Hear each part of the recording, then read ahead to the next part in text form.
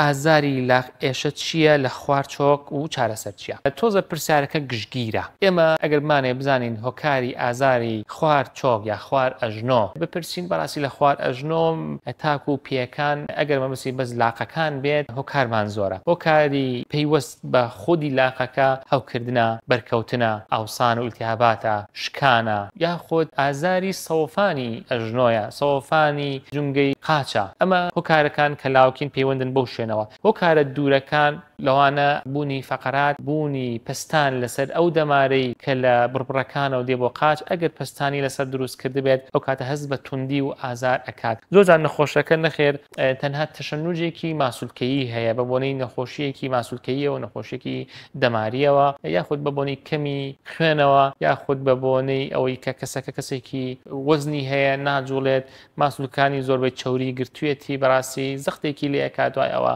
تووشی ئازارە بێت. هۆکارەکان بەڕاستی زۆرن ئێمە ئەتوانین بە پرسیاری زیاتر و بە پشکنینی زیاتر بگەینە نەتیجە.